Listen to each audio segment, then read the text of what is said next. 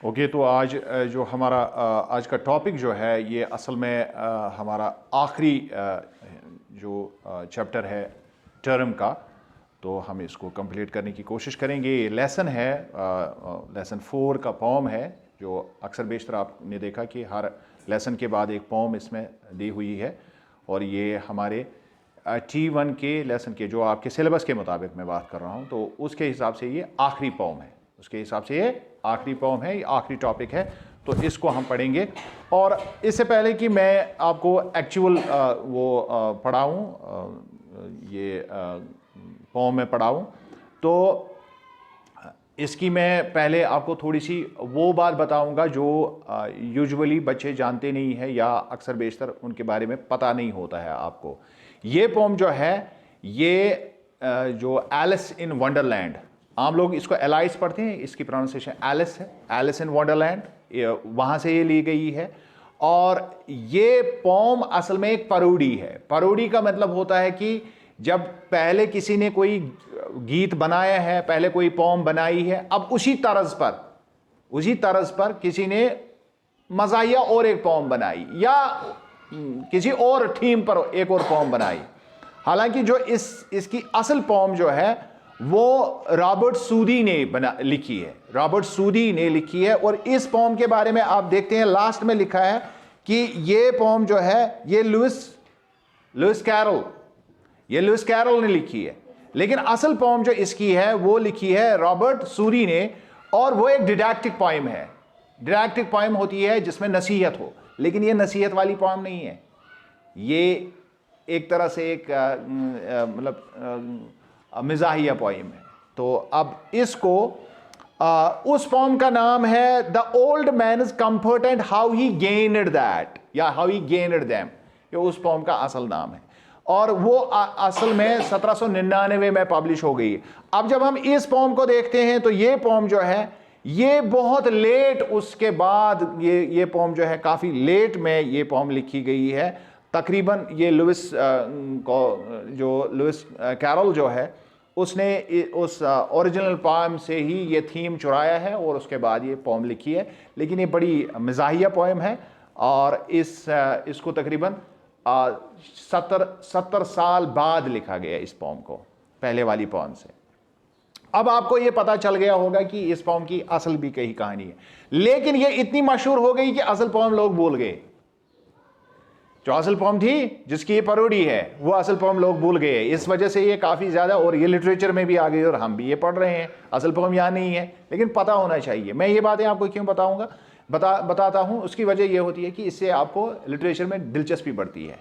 So you are old father William, अब हम असल पोम पढ़ने जा रहे हैं। You are old father William the young man said. ये असल में वहाँ पर, चूंकि जब हम एलिस इन वंडरलैंड पढ़ते हैं तो वो एक अजीब गरीब किस्म की एक बुक है। उसमें पोम्स भी कहीं कहीं पर है और कहीं पर वहाँ प्रोज भी है, और उसमें कोई चीज़ सही ढंग से, जिसको हम कहते हैं सही ढंग से, समझ में नहीं आती है। इस वजह से यहाँ पर भी कंफ्यूजन है। लेकिन है ये बाप और बेटे के दरमियान ये कलाम है, ये बाप बेटे आपस में बात कर रहे हैं, जो पोम से लगता है। हालांकि थोड़ा सा कहीं कहीं पर तो कंफ्यूजन भी पैदा होता है, लेकिन फिर भी यूजुअली पता ये चलता है कि बेटा अपने बाप से ये सवालात करता है। You are old father William the young man said. अब नौजवान ने फादर विलियम से कहा कि अब आप तो बूढ़े हो गए हो, and your hair has become very white, आपके बाल तो पूरे सफेद हो गए, बहुत सफेद हो गए हैं। And yet you incessantly stand on your head, इतने बूढ़े बालों के बावजूद भी आप मुतवातिर तौर पर, लगातार तौर पर अपने सिर के बल खड़े हो जाते हैं। यथे लांस कर इवन इन कशित पठन, तो जो खड़ा रोजन पन्निस कालस पर।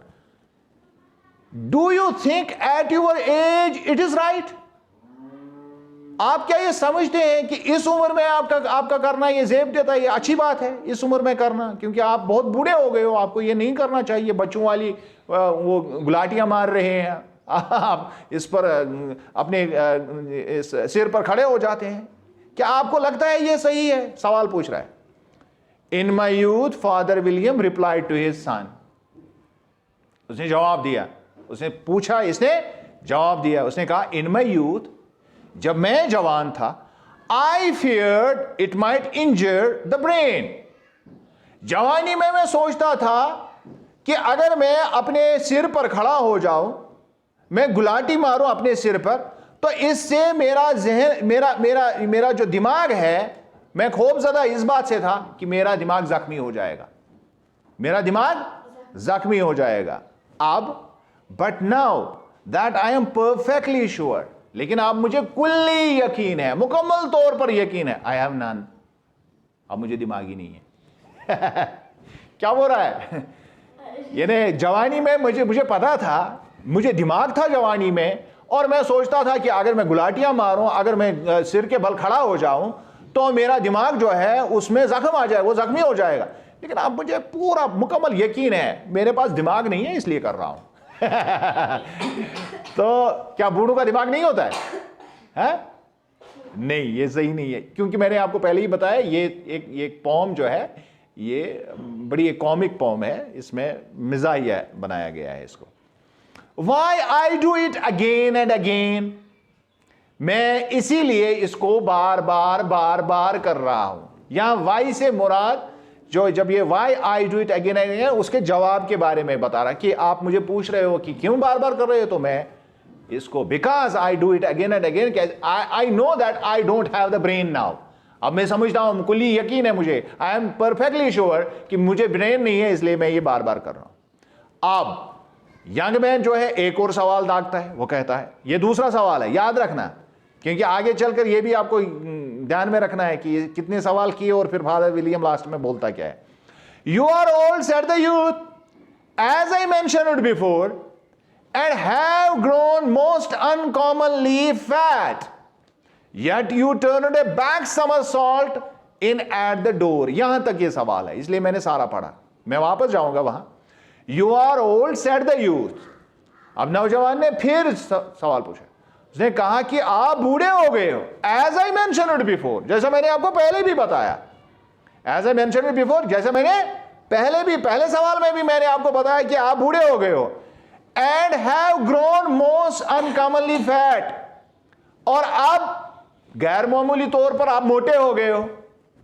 बूढ़ा जो है फिर उसका वो ज्यादा फिर काम काज नहीं करता है, तो मुख्तलिफ जगहों पर उसके फैट जमा हो जाता है, थोड़े से जो अधेड़ उम्र में चले जाते हैं लोग, तो थोड़े से फैटी हो जाते हैं, फैटी दिखते हैं। Yet you turned a back somersault, लेकिन आप कलाबाजी अब भी कर रहे हैं। समरसाल्ट, जो रेसलिंग देखते हैं उनको पता है समरसाल्ट किसको कहते हैं। समरसाल्ट इन एट द डोर, दरवाजे पर आप समरसाल्ट करते हो, रोजाना वो ऐसे कलाबाजी लगाते हो, यानी इतके पचवे तिम रिटर्नस में ऐसे रिवर्स वो जंप करना, उसको हम क्या कहते हैं, उसको बैक समरसाल्ट कहते हैं। समरसाल्ट आगे की तरफ भी होता है, लेकिन बैक समरसाल्ट भी होता है। अगर आप रेसलिंग देखते हैं तो रेसलिंग में आपको पता चलेगा कि समरसाल्ट क्या होता है। इसको उर्दू में कलाबाजी कहते हैं। क्या कहते हैं? कलाबाजी।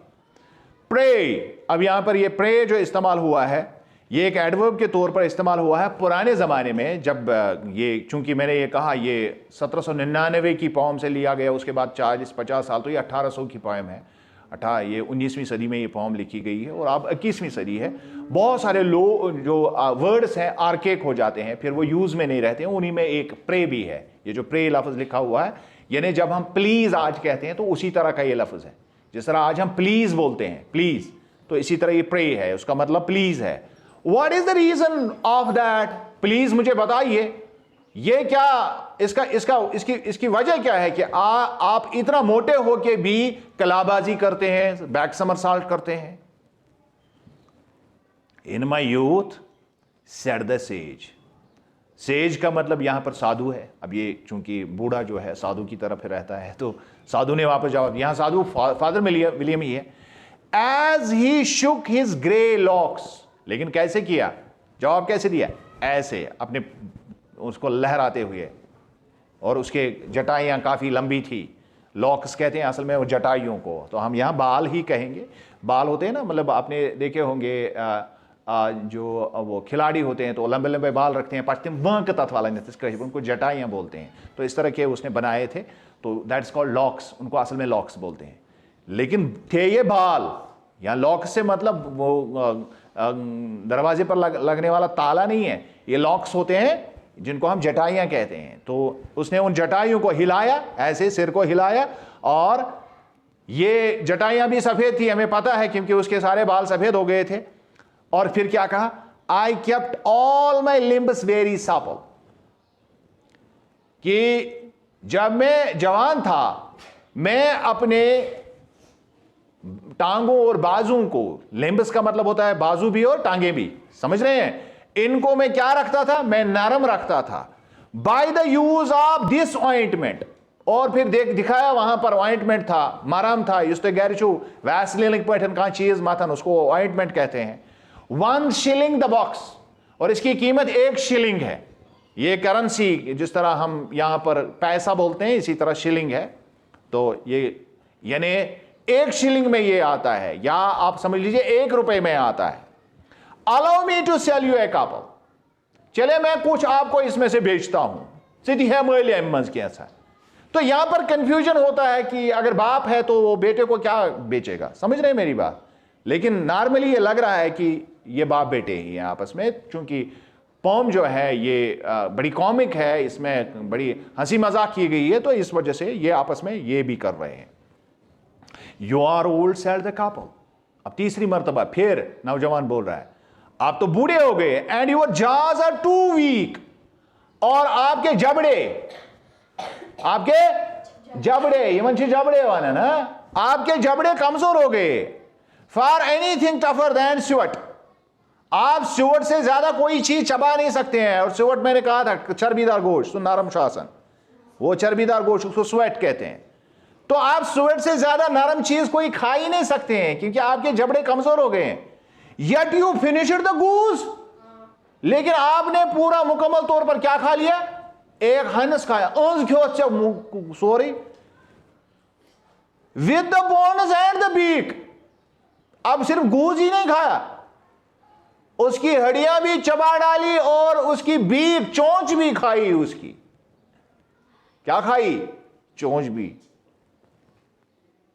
Pray how did you manage to do it, अब मेहरबानी करके मुझे तो बताओ। फिर प्रे का इस्तेमाल हुआ है, मेहरबानी करके मुझे बताओ ये कैसे करते हो आप, ये गूज कैसे खाया आपने, आपके जबड़े तो कमजोर हो गए, कैसे खाया। और ये कौन सा सवाल था, इसका नंबर कितना था, तीसरा सवाल। In my youth said his father, अब यहां पर लिखा है सेड हिज फादर, अब यहां फादर विलियम नहीं है, तो अब यहां कंफ्यूजन दूर हो रहा है। In my youth said his father, अब उसके बाप ने उससे वापस जवाब दिया कि मैं जब जवान था, आई टुक टू द लॉ, मैं अक्सर कानून के पास जाता था, यानी मैं अक्सर कचहरी जाता था। वहां क्या होते हैं, बहसें होते हैं, केसों पर बहस होती है, लोग एक दूसरे के साथ लड़ते हैं और बकवास ज्यादा करते हैं, समझ रहे हैं। And argued each case with my wife, और जब भी कोई केस होता था जो मुझे कचहरी में लड़ना पड़ता था, जो वहां जवाब देना पड़ता था, उसको मैं घर में अपनी बीवी के साथ पहले बहस करता था, यानी काफी बातें करता था। इसका मतलब क्या है, काफी शोर मचाता था, काफी बातें करता था। इन बातों पर इनसे क्या हुआ, and the muscular strength which it gave to my jaw, और उससे मेरे जबड़े बहुत ज्यादा, इनके मसल्स काफी मजबूत हो गए, उस बकवास से मेरे मसल्स काफी मजबूत हो गए। Has lasted the rest of my life, और अब वो अभी तक lasted rest of my life, मेरे वो जबड़े अभी तक उसी तरह मजबूत है, क्योंकि उनको मैंने यूथ में मजबूत किया था, लोगों के साथ बहसें करके, अपनी बीवी के साथ बहस करके, और केस लड़ के, लोगों के साथ शोर करके।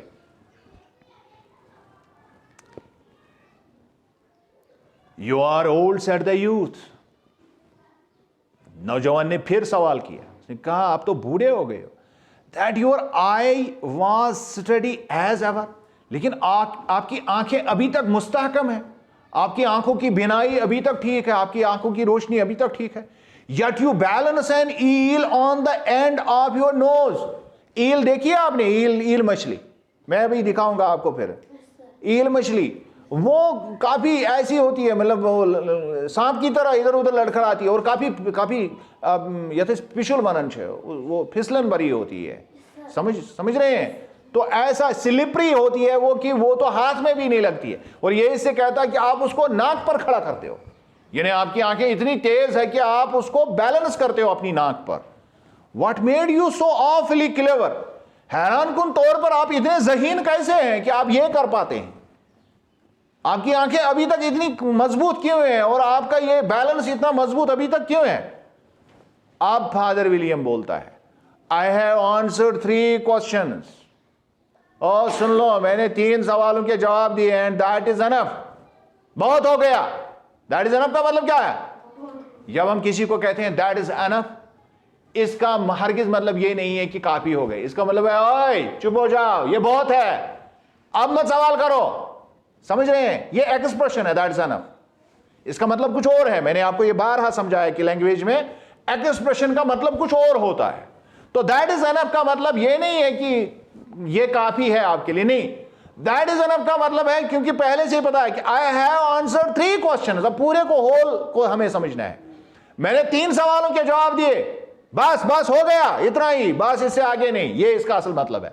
बात समझ रहे हैं? यानी इसको गुस्सा आ गया, इसको गुस्सा आ गया। सेड हिज फादर, उसके बाप ने कहा, don't give yourself airs. Do you think I can listen all day to such stuff? अपने आप को भाव मत दो। Don't give yourself airs. अपने आप को ज्यादा भाव मत दो, ज्यादा मत, मतलब अपने आप को ज्यादा वो दे देना, ये समझना कि मैं ही कुछ हूं, कि अब ये सारी बातें मेरी सुन लेगा, जो भी मैं कहूंगा अनाप शनाप तो ये मेरी बात सुनेगा। तो ये भी एक पिथमिलेटपोड जो इडियम्स, ये एक तरह की इडियम है। Give yourself airs. Do you think I can listen all day to such stuff? Such stuff का मतलब है बकवास। क्या मैं इस तरह का बकवास दिन भर सुनता रहा हूं आपका? आप पूरे दिन मुझे सवाल करते रहेंगे, मैं जवाब दूंगा? बी ऑफ और I will kick you downstairs. Be off, चले जाओ यहां से हटो। फ्रेजल वर्ब है, be off, phrasal verb. Be off, चले जाओ यहां से, और I will kick you downstairs, या तो मैं लात मार के आपको इससे सीढ़ी से नीचे गिरा दूंगा। डाउन स्टेयर्स, वहां पर आपको upstairs, downstairs, staircase, इस तरह के वो अल्फाज बनाने पड़ेंगे इस स्टेयर के साथ। ये है from Alice in Wonderland by Lewis Carroll's, 1865 में लिखी। मैंने बताया पहले वाली 1799 में लिखी गई, या 1865 में लुइस कैरल ने लिखी है। एलिस इन वंडरलैंड, उसमें ये पोम असल में है, ये उसी की बुक लिखी हुई है, और बहुत सारी पैरोडीज उसमें पोम्स उसने लिखी है, तो ये भी उनमें से एक है। और जो नए वर्ड्स हमने इसमें पढ़े हैं, उसमें incessantly, sage, locks, supple, sweat, to give oneself airs, such sit up. और ग्लॉसरी जो है उसका मैं उर्दू में भी ट्रांसलेशन आपको बताऊंगा। इंसेसेंटली, विदाउट इंटरप्शन, यानी कॉन्स्टेंटली, मुतवातिर तौर पर लगातार कोई काम करना, उसको इंसेसेंटली कहते हैं। लॉक, हेयर, यहां मतलब है बाल। मैंने कहा जटाइयां होती है वो लंबी लंबी, तो उनको हम हेयर लॉक्स कहते हैं। सपल, फ्लेक्सिबल, नरम जिसको कहते हैं, इजी टू बेंड। और यहां शायद एक लफ्ज जो है वो छूट गया है, वाई आई डू इट। ये एक एक्सप्रेशन है, इसके बारे में हम बात करेंगे जब हम एक्सरसाइज करेंगे, उसी वक्त इसको मैं समझाऊंगा आपको, ठीक है। तो suet, a kind of fat, एक तरह का वो चर्बीदार गोश्त होता है ये, which old man with weak jaws can eat without much difficulty. ये चर्बीदार गोश्त होता है, जिसको खा सकते हैं कोई, क्योंकि काफ़ी नरम होता है, तो उसको स्वेट कहते हैं। To give oneself airs means to think high of oneself, अपने आप को भाव देना, जैसे मैंने कहा। टू बी टू प्राउड, बड़ा गुरूर, फख्र करना अपने ऊपर, तो उसको कहते हैं to give oneself airs. तो सच सिटअप का मतलब है मैटर ऑफ दिस काइंड, यानी इस तरह का बकवास, सच नॉनसेंस यहां मतलब होता है। तो ये हो गई फॉर्म, और इंशाल्लाह इसकी एक्सरसाइज जो है वो हम एक और सेशन में करेंगे। तो आपका जो T1 का सिलेबस है ये कंप्लीट हो गया है। अब अपनी कॉपियों को कंप्लीट कर दीजिए, और उस के बाद हम वापस जाएंगे एक्सरसाइज पर और देखेंगे क्या करते हैं नया कोई प्रोग्राम।